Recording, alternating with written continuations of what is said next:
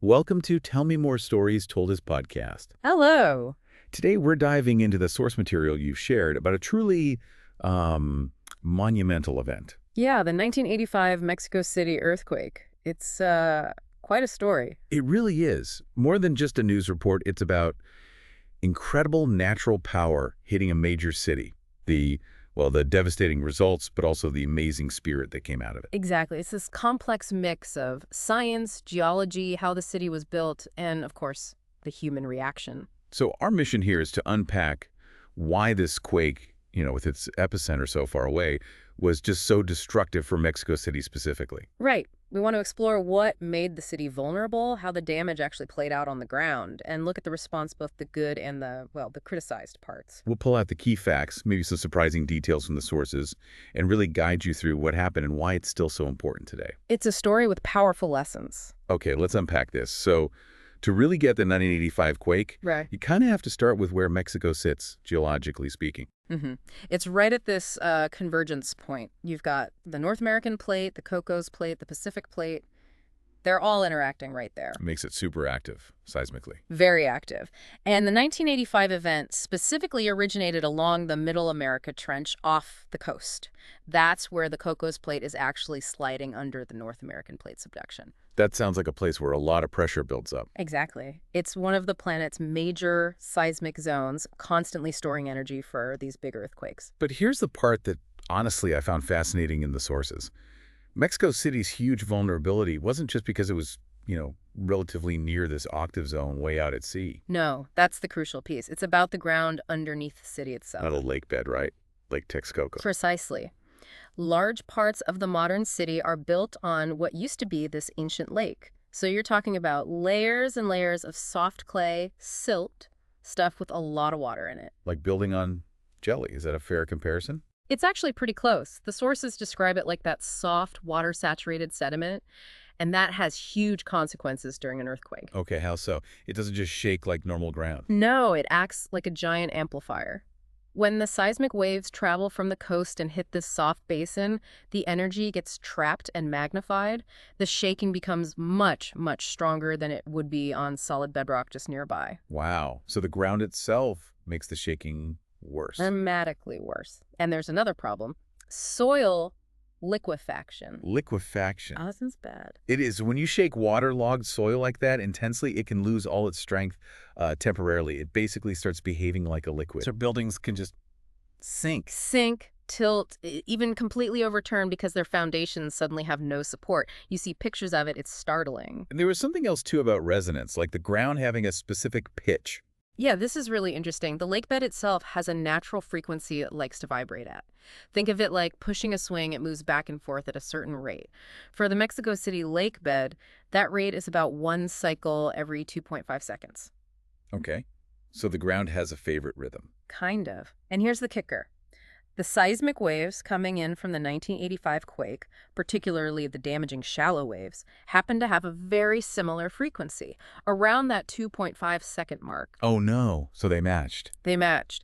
The lakebed starts vibrating strongly because the incoming waves are pushing it at its natural rhythm, but then it gets worse. Wow. Buildings also have natural frequencies they sway at, and it turned out that buildings roughly 6 to 15 stories tall, well, their natural swaying period was also around that 2.5-second mark. So the ground is amplifying the waves, and the buildings themselves are resonating with that amplified shaking, like tuning forks.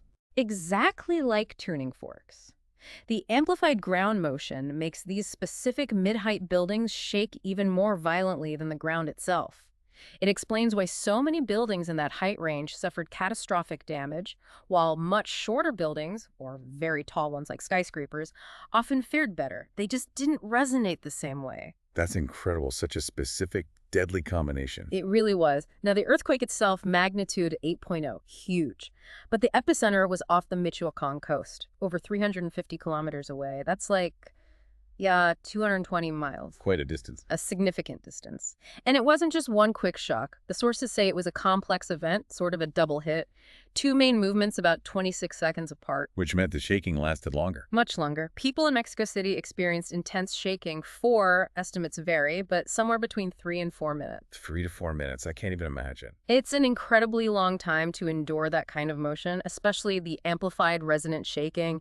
The energy released was staggering, equivalent to like 1,100 nuclear bombs. And it felt really far away, didn't you say? Like Los Angeles. Yeah, reports say it felt as far as Los Angeles, Houston. Just immense power. So even though it was far away, the shaking in Mexico City, in certain areas, was rated IX on the Mercalli scale. That's a violent. Violent, yes. Which is extraordinary for that distance. It's really the starkest evidence of that lakebed amplification effect. Yeah. The geology turned distance into, well, not an advantage at all. Okay, so with that science, that understanding of the ground, the scale of the devastation starts to make a horrible kind of sense. And the sources show it was very concentrated. Yeah. Most of the really bad damage was in 4 central boroughs, particularly in the western part of that old lake zone we talked about. And the numbers are just staggering. 412 buildings completely collapsed. Collapsed, gone.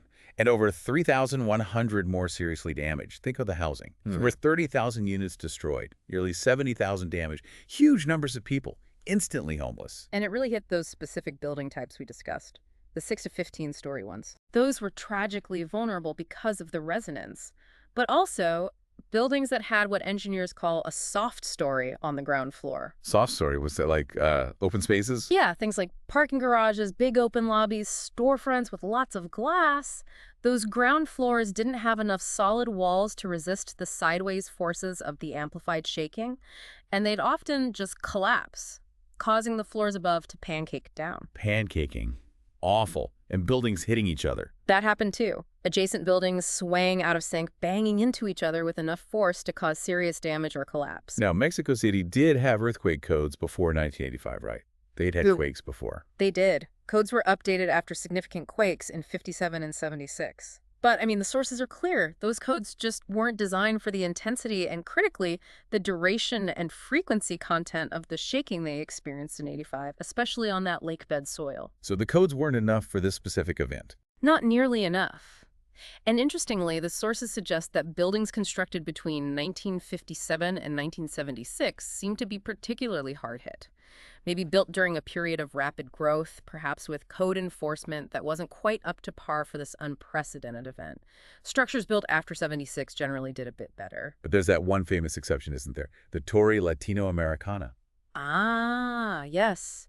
The Latin American Tower, iconic skyscraper, 44 stories, and it was built before 1985. And it basically sailed through the quake. How? Smart engineering for its time focused on the foundation. It has deep piles, foundation supports going way down over 100 feet through the soft stuff into the more stable soil layers beneath the lakebed. So it bypassed the worst of the soft soil problem. Exactly. It experienced the shaking, but its foundation was solid. It survived almost completely undamaged. It stands as this, powerful example of building appropriately for the known ground conditions. A real contrast to what happened elsewhere. A stark contrast. And to really feel the impact, you have to look at some of the specific collapses mentioned in the sources. They're just heartbreaking. Yeah, let's talk about those. The Hospital Juárez.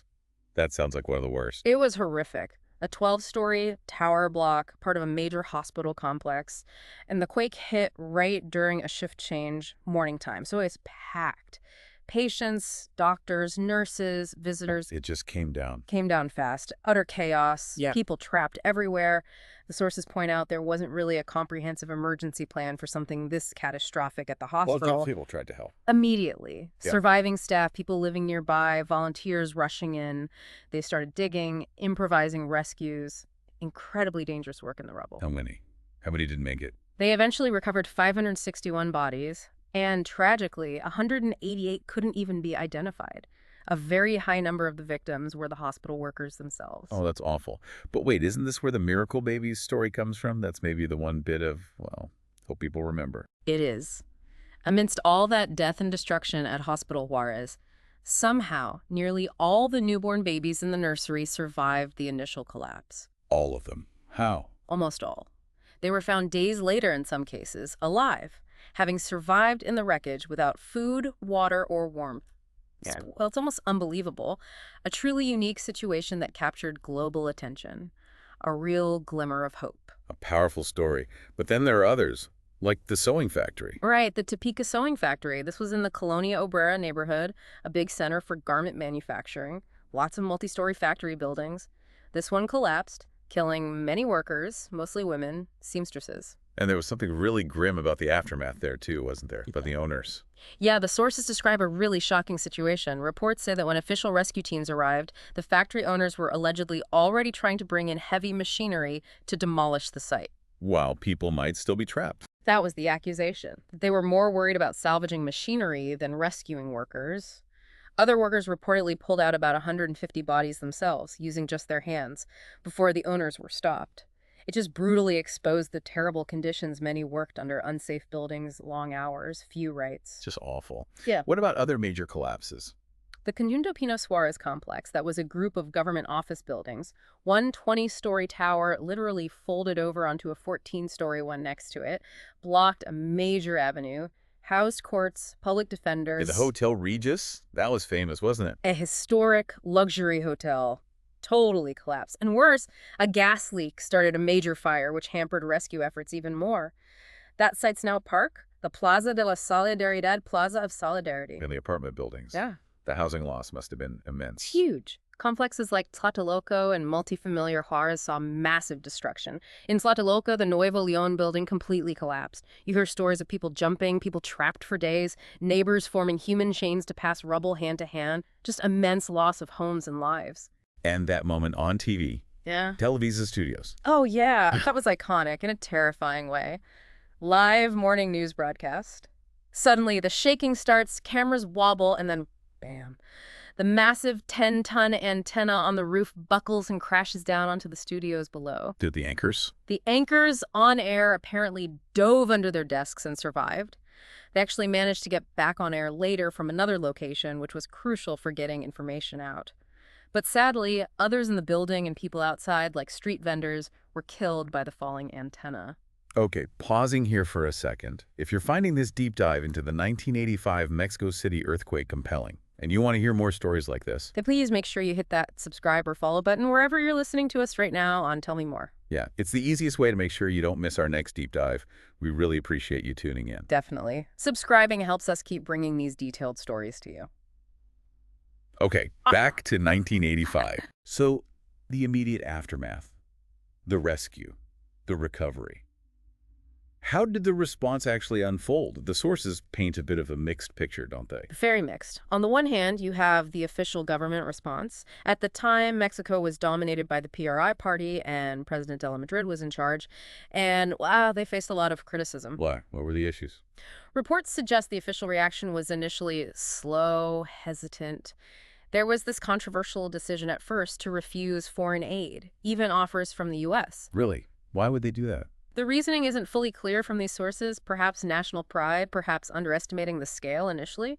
There was also a news blackout for about 39 hours, which fueled anxiety and rumors, and later accusations of inefficiency, and even that aid distribution was sometimes based on political loyalty to the PRI. That sounds bad, especially when people are desperate. It definitely damaged public trust. Plus, the fact that many of the collapsed buildings were relatively new government projects, schools, hospitals, housing, led to inevitable accusations of corruption and shoddy construction being covered up. Okay, so that's the official side.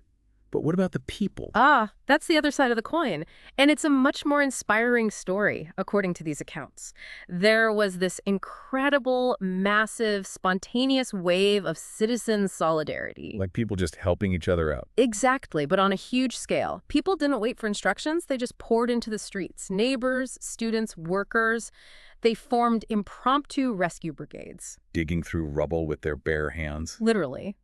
Risking their own lives, crawling into unstable wreckage to find survivors. They set up collection points for food, water, medicine, clothes, organized shelters. It was this massive grassroots volunteer effort that sprang up almost instantly. That's amazing. Did it make a difference? A huge difference. The sources credit these citizen brigades with many, if not most, of the rescues, especially in those critical first hours and days. Over 4,000 people were pulled out alive. Some after being trapped for a week or more. Wow. So the community response was powerful. Immensely powerful, and you saw it in the hospitals, too. Even damaged ones managed the huge influx of injured by coordinating public and private facilities, discharging anyone not critically ill. Real community effort. Did the government's perceived failings have political fallout? Big time. It really hurt the PRI's image of competence and control. For decades, they'd been the power. This exposed the weaknesses of such a centralized system that couldn't react nimbly, and it empowered ordinary people and opposition groups who had stepped up. So new organizations formed. Yes, groups like the CUD, the Coordinadora Única de Damnificados, basically the unified coordinator of victims, they became a really strong voice for those who lost homes and family members. They organized protests, demanded accountability, and pushed for a say in the reconstruction. Did they get anywhere? They did. They eventually forced the government to negotiate, winning concessions on things like fair compensation for expropriated land and ensuring residents were involved in the design and rebuilding of housing projects. It's a real shift towards greater civil society engagement. And what about that foreign aid refusal? Did that change? It did. After a very large aftershock hit on September 20th, causing more damage and fear, the government reversed its stance and formally requested international assistance. So help did come from outside. Yes, many countries sent aid, supplies, and specialized search and rescue teams. The sources mention a particularly notable contribution from an Israeli delegation known for their expertise. So looking back now, decades later, 1985 wasn't just a tragedy. It was clearly a catalyst for major changes in Mexico. Absolutely a turning point. One of the most important legacies is the seismic alert system, the SAS, or Sistema de Alerta Sísmica. That's the early warning system. Exactly. It uses sensors along the coast where these big quakes originate. If they detect a quake above a certain magnitude, typically 6.0, they send out an instant radio signal. This triggers loud public alarms in Mexico City. How much warning does it give? It depends on the distance, but it can be anywhere from, 20 seconds to over a minute before the strongest shaking arrives. Precious seconds to take cover or get outside. That must save lives. It definitely has in subsequent earthquakes. Another major outcome was establishing the National Civil Protection Committee. What do? They coordinate disaster response across all levels of government, run public awareness campaigns, and crucially, organize those annual citywide evacuation drills every September 19th. Keeping the memory alive and people prepared. And you absolutely have to mention the Topos, the Mole Brigade. Ah, yes, the rescuers born from the rubble. Born directly from those young volunteers in '85. Remember, they started with basically nothing. No gear, no training, just incredible courage, crawling into collapsed buildings. They were the ones who found many survivors, including those miracle babies. And they're professionals now. Highly trained professionals. They formally organized in 1986. They're now an internationally renowned urban search and rescue team, deploying to disasters worldwide, Haiti, Nepal, you name it. True heroes who emerged from the tragedy. That's an incredible legacy. What about the buildings themselves? Did the codes really change? Oh, yes.